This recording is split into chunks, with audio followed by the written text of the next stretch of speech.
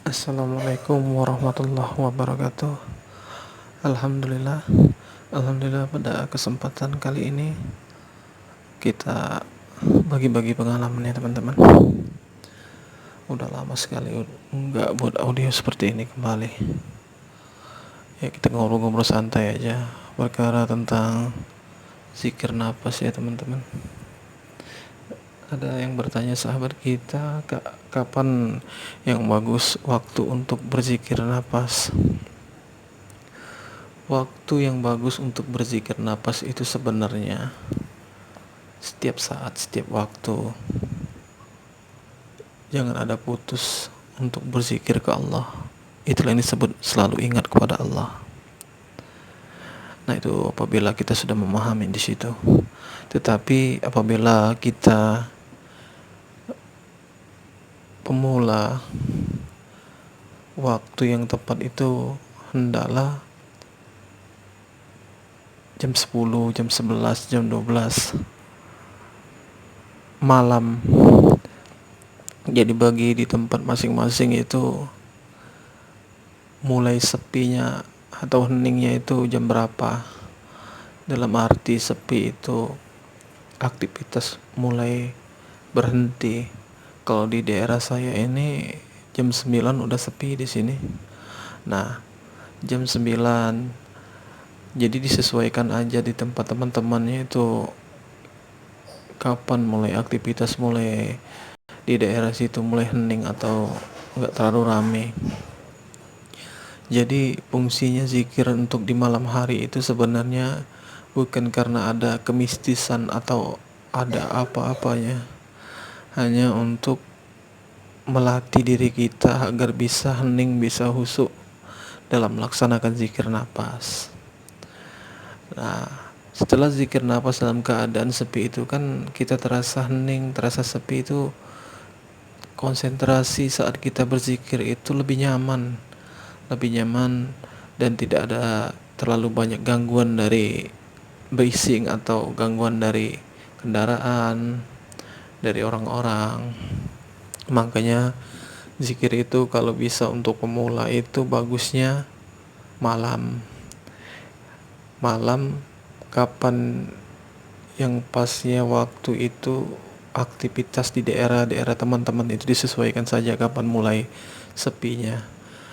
Karena pada saat sepi itu kita zikirnya lebih nyaman dan bisa lebih khusyuk dalam melaksanakannya.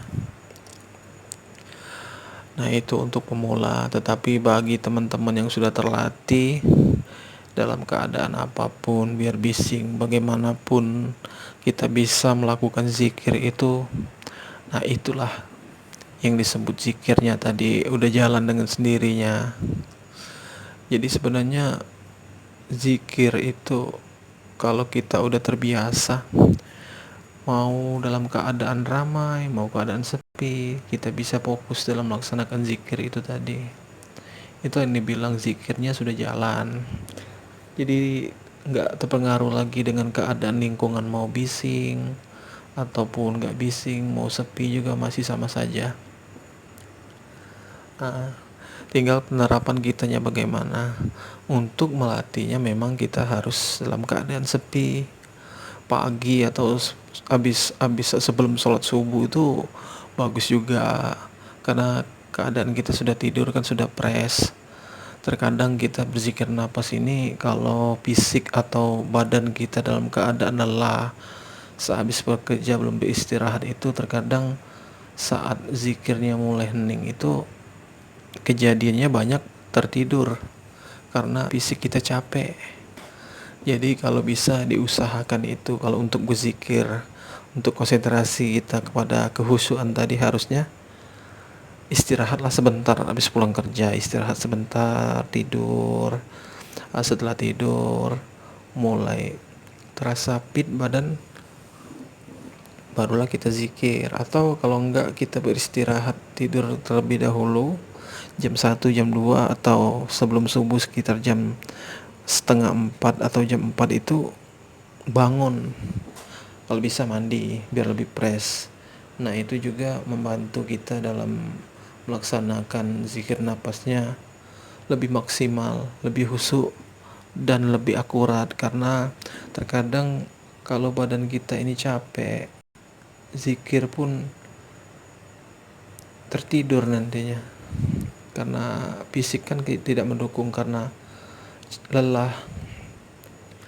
Makanya kalau bisa itu, kalau untuk yang lebih bagusnya lagi, zikir itu setelah kita sudah beristirahat atau tidur kayak gitu. Misalnya kita pulang kerja jam berapa sore, habis maghrib, nah, setelah isya tidurlah kita. Setelah tidur bangun, jadi kondisi fisik itu nggak terlalu lelah nih ya. Karena kenapa, kalau kita terlalu lelah dalam melakukan zikir napas itu pasti untuk pengalaman pribadi ya teman-teman ya. Kita berbagi pengalaman. Kalau saya itu, kalau dulu ya, kalau sudah sering badan itu sudah terlalu lelah, biasanya saya paksakan untuk berzikir, dia pasti yang terjadi bukan kita husuk dan zikir, malah tertidur teman-teman. Nah, kalau untuk yang lebih bagusnya lagi teman-teman, untuk pemula saya sarankan sebelum subuh, sekitar jam setengah 4 atau jam 4, itu keadaan masih segar, kalau bisa mandi dulu, sudah beristirahat tidur. Jadi saat melakukan zikirnya itu enak teman-teman, sudah fisik sudah fresh, badan juga udah nggak capek kan. Nah itulah yang istilahnya tuh zikirnya mudah masuk, istilahnya kayak gitu ya, mudah dapet poinnya gitu. Ya sama aja kayak gini, kita belajar, coba nggak usah kita belajar zikir lah tentang hal-hal yang lain. Kalau badan fisik kita udah lelah, itu apapun yang kita lakukan pasti nggak fokus kita ya, nggak fokus, nggak konsentrasi. Tapi kalau fisik udah fresh, seger, apapun yang kita lakuin pasti enjoy aja bawaannya kayak gitu kan teman-teman ya.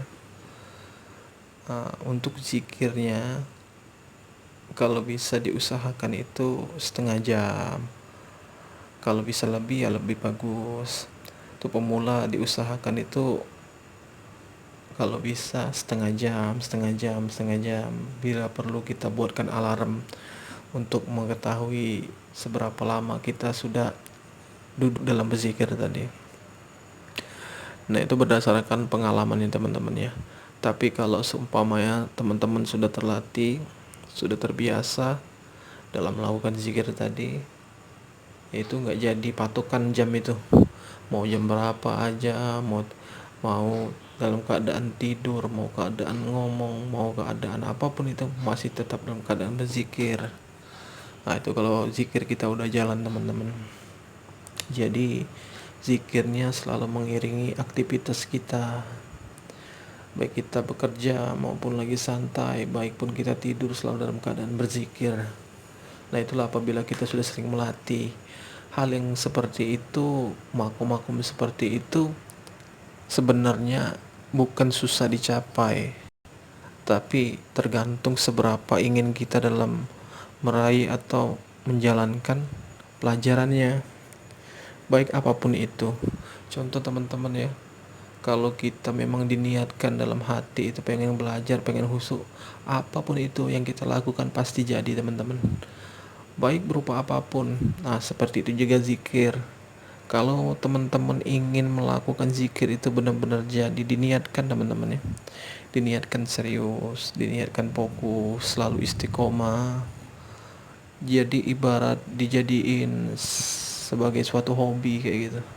Jadi kalau kita hobi itu menjalankannya nggak berat teman-teman.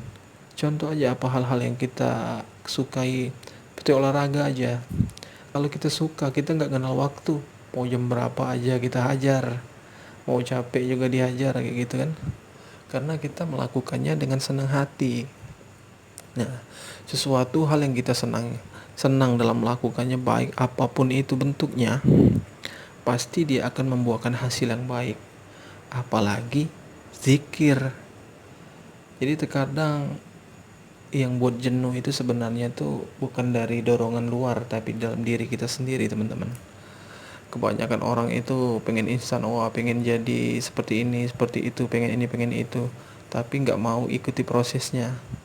Padahal apapun hal sesuatu yang kita lakukan itu dijalankan dengan ikhlas, dijadikan rutinitas sehari-hari, dijadikan sebagai hobi, apapun itu teman-teman, insya Allah pasti jadi. Apalagi kita bawa zikir teman-teman ya. Jadi prinsipnya zikir itu untuk melatih kesadaran kita selalu ingat kepada Allah teman-teman, bukan karena ada yang lain. Kalau memang kita niatnya sudah lurus ke Allah, nggak macam-macam pikirannya, kalau memang dikasih bonus oleh Allah bisa seperti ini, bisa seperti itu, ya kita syukurin saja. Tetapi jangan membuat kita menjadi lupa diri, membuat kita menjadi sombong, ria, karena dulunya kita yang nggak bisa ini bisa, setelah kita zikir itu kok tiba-tiba bisa ini bisa ini, jadi sombong teman-teman. Itu sebenarnya hiasan saja teman-teman ya, hiburan atau ibaratnya permainan yang dikasih oleh Allah. Kebanyakan orang-orang tuh terjebak dengan hal seperti itu, asik dunia seperti itu, sehingga niatnya udah beda lagi dalam melakukan zikir. Nah teman-teman jangan seperti itu ya. Jadi lakukan saja zikir kita untuk lurus kepada Allah. Jangan melakukan niat apapun kecuali ingin mendekatkan, ingin mengenalkan diri, ingin mengenal diri, ingin mengenal Allah. Kalau memang suatu hal yang dikasih itu timbulnya atau kenyataannya mendapatkan hal-hal yang lain, itu sudah bonus dari Allah itu sendiri teman-teman. Intinya satu, tetap lurus ke Allah, itu saja teman-teman. Jadi kalau kita ibaratnya itu sudah dapat sumber yang punya ilmu, itu apapun ilmu yang dikasih itu pasti dapat, karena kita kenal yang punya ilmu atau sumbernya. Jadi kalau kita ibaratnya itu sudah kenal dengan sumber, maka apapun yang ilmu yang kita dapat, apapun yang kita inginkan pasti kita dapat, karena kita sudah menemukan sumber ilmu. Apa sumber ilmu? Ya Allah itu sendiri teman-teman. Coba apa yang nggak bisa, hal-hal kecil, hal besar, apapun yang nggak bisa, apapun yang nggak mungkin jadi mungkin kalau kita sudah kenal Allah itu. Jadi intinya saran saya tetaplah fokus dan istiqomah terhadap zikir kita. Jalani saja, nikmati saja, terus dilatih, maka akan ketemu dengan yang punya ilmu tersebut atau Allah itu sendiri. Mungkin segitu aja audio hari ini ya teman-teman. Semoga teman-teman bisa mencerna dan menikmati apa yang saya katakan dan bisa memahami apa yang saya berikan pada kajian kesempatan ini. Terima kasih atas perhatiannya. Mohon maaf apabila ada kekurangan atau penafsiran saya atau kata-kata saya yang kurang berkenan di hati saya, mohon maaf ya teman-teman. Apabila juga teman-teman ada masukan, ada saran, boleh komentar-komentar di bawah. Selagi saya bisa menjawab maka saya akan jawab. Terima kasih atas perhatiannya. Assalamualaikum warahmatullahi wabarakatuh.